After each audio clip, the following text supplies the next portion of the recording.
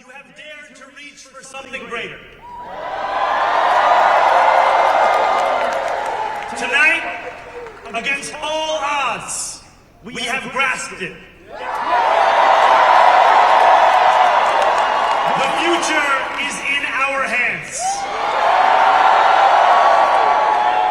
My friends, we have toppled a political dynasty.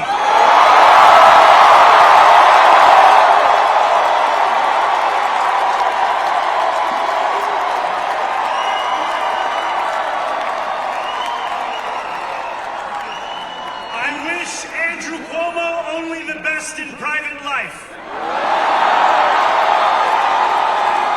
But let tonight be the final time I utter his name as we turn the page on a politics that abandons the many and answers only to the few.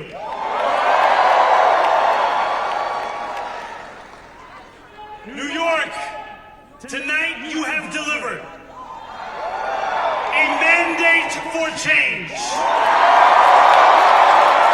A mandate for a new kind of politics. A mandate for a city we can afford.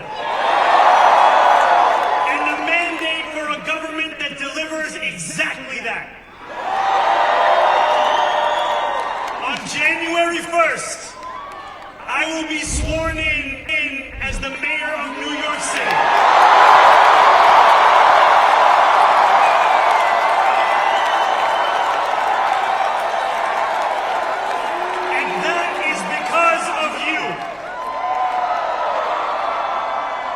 So before I say anything else, I must say this.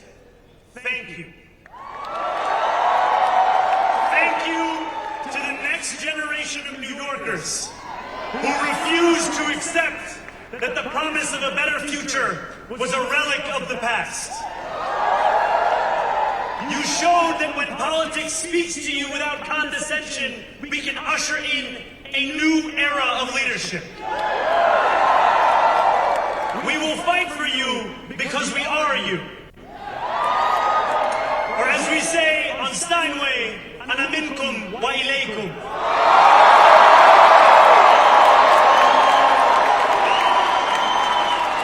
Thank you to those so often forgotten by the politics of our city who made this movement their own. I speak of Yemeni bodega owners and Mexican abuelas, Senegalese taxi drivers and Uzbek nurses,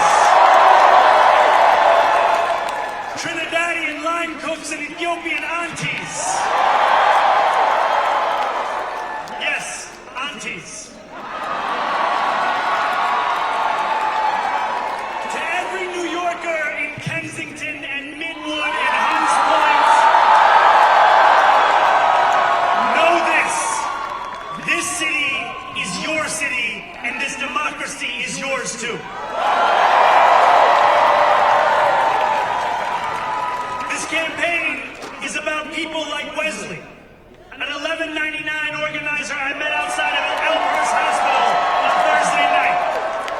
A New Yorker who lives elsewhere, who commutes 2 hours each way from Pennsylvania because rent is too expensive in this city.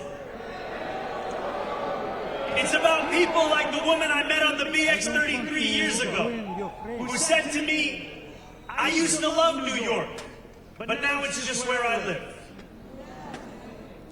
And it's about people like Richard, the taxi driver I went on a 15-day hunger strike with outside of City Hall, who still has to drive his cab 7 days a week. My brother, we are in City Hall now.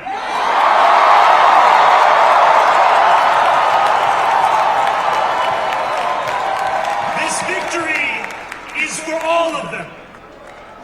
And it's for all of you. The more than 100,000 volunteers who built this campaign into an unstoppable force. Because of you, we will make this city one that working people can love and live in again.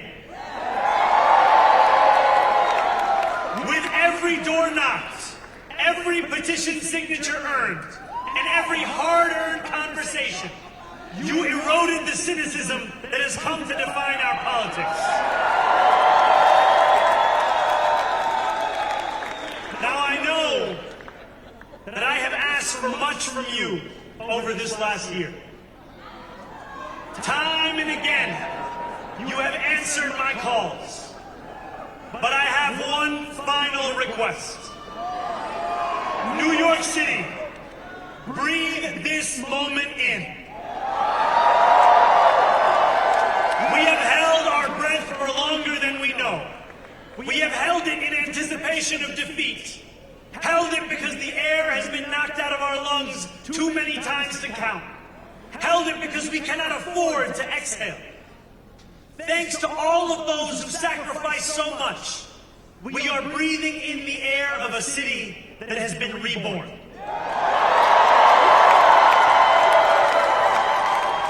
To my campaign team, who believed when no one else did, and who took an electoral project and turned it into so much more, I will never be able to express the depth of my gratitude. You can sleep now. To my parents, Mama and Baba,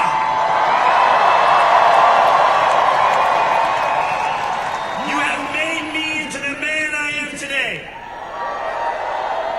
I am so proud to be your son. And to my incredible wife, Rama,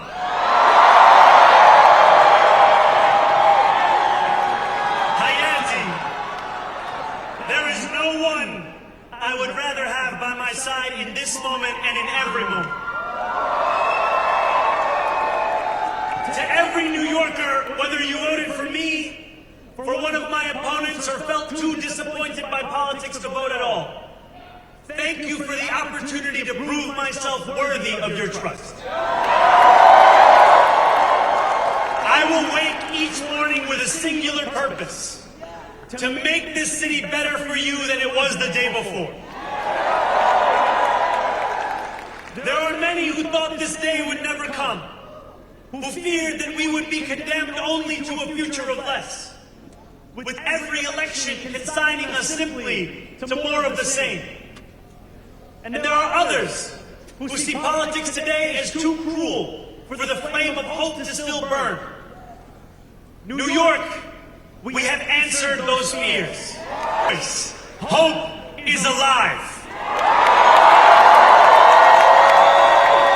Hope is a decision that tens of thousands of New Yorkers make day after day, volunteer shift after volunteer shift, despite attack ad after attack ad. More than 1 million of us stood in our churches, in gymnasiums, in community centers, as we filled in the ledger of democracy. And while we cast our ballots alone, we chose hope together. Hope over tyranny. Hope over big money and small ideas. Hope over despair. We won because New Yorkers allowed themselves to hope that the impossible could be made possible. And we won because we insisted that no longer would politics be something that is done to us. Now it is something that we do.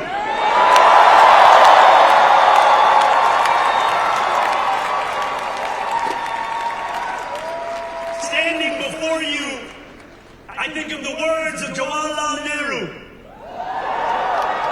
A moment comes but rarely in history when we step out from the old to the new, when an age ends and when the soul of a nation long suppressed finds utterance. Tonight we have stepped out from the old into the new. So let us speak now with clarity and conviction that cannot be misunderstood about what this new age will deliver and for whom. This will be an age where New Yorkers expect from their leaders a bold vision of what we will achieve, rather than a list of excuses for what we are too timid to attempt.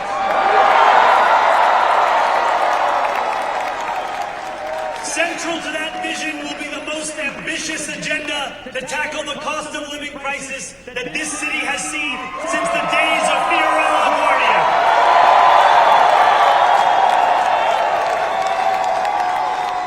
An agenda that will freeze the rents for more than 2 million rent-stabilized tenants. Make buses fast and free. And deliver universal child care across our city. Years from now, may our only regret be that this day took so long to come. This new age will be one of relentless improvement. We will hire thousands more teachers. We will cut waste from a bloated bureaucracy. We will work tirelessly to make lights shine again in the hallways of NYCHA developments where they have long flickered.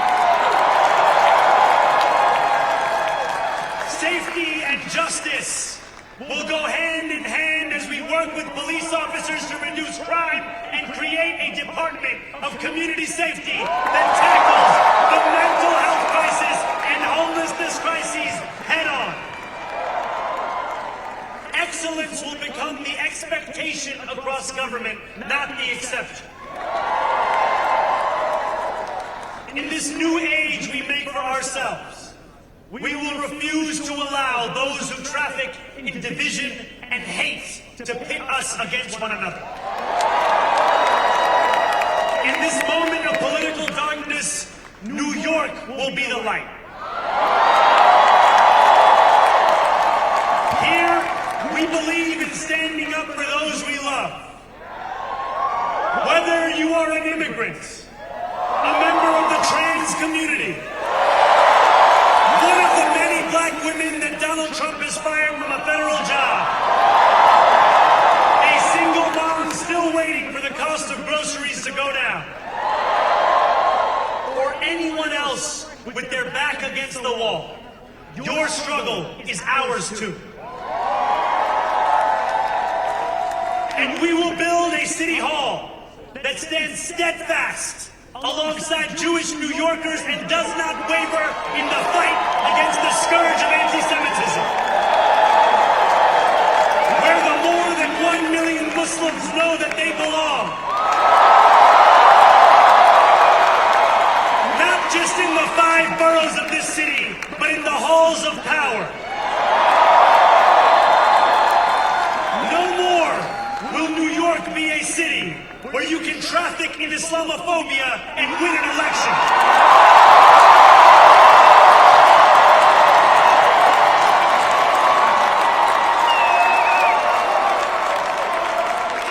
This new age will be defined by a competence and a compassion that have too long been placed at odds with one another. We will prove that there is no problem too large for government to solve and no concern too small for it to care about. For years, those in City Hall have only helped those who can help them. But on January 1st, we will usher in a city government that helps everyone. Now I know that many have heard our message only through the prism of misinformation. Tens of millions of dollars have been spent to redefine reality and to convince our neighbors that this new age is something that should frighten them. As has so often occurred, the billionaire class has sought to convince those making $30 an hour that their enemies are those earning $20 an hour. They want the people to fight amongst ourselves so that we remain distracted from the work of remaking a long broken system. We refuse to let them dictate the rules of the game anymore. They can play by the same rules as the rest of us. Together, we will usher in a generation of change.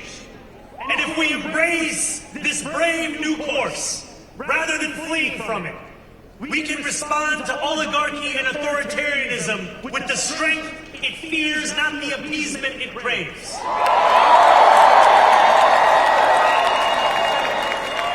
After all, if anyone can show a nation betrayed by Donald Trump how to defeat him, it is the city that gave rise to him.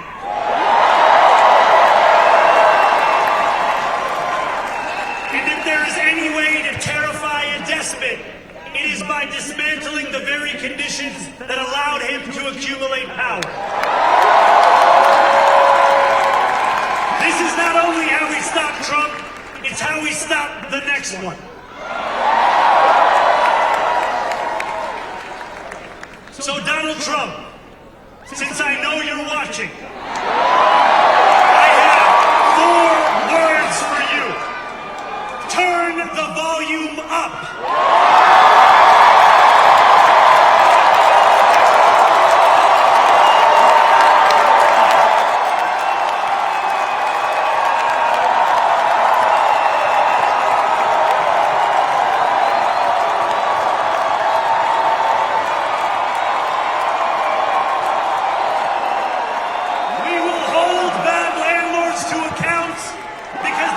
Trumps of our city have grown far too comfortable taking advantage of their tenants.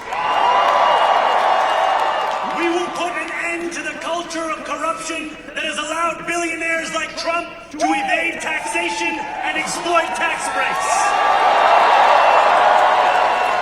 We will stand alongside unions and expand labor protections because we know, just as Donald Trump does, that when working people have ironclad rights, the bosses who seek to extort them become very small indeed.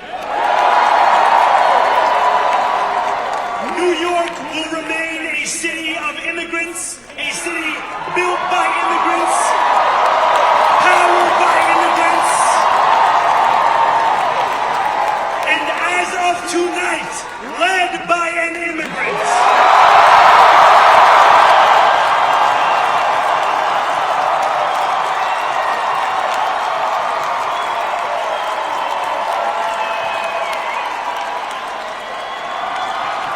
So hear me, President Trump, when I say this.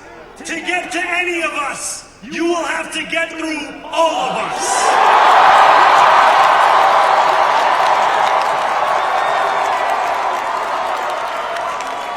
When we enter City Hall in 58 days, expectations will be high.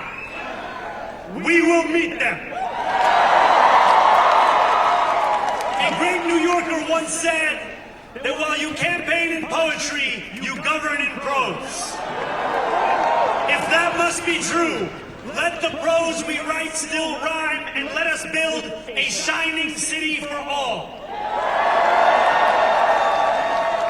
And we must chart a new path, as bold as the one we have already traveled. After all, the conventional wisdom would tell you that I am far from the perfect candidate. I am young, despite my best efforts to grow older. I am Muslim. I am a democratic socialist. And most damning of all, I refuse to apologize for any of this. And yet, if tonight teaches us anything, it is that convention has held us back. We have bowed at the altar of caution and we have paid a mighty price. Too many working people cannot recognize themselves in our party. And too many among us have turned to the right for answers to why they've been left behind. We will leave mediocrity in our past. No longer will we have to open a history book for proof that Democrats can dare to be great. Our greatness will be anything but abstract. It will be felt by every rent-stabilized tenant who wakes up on the first of every month.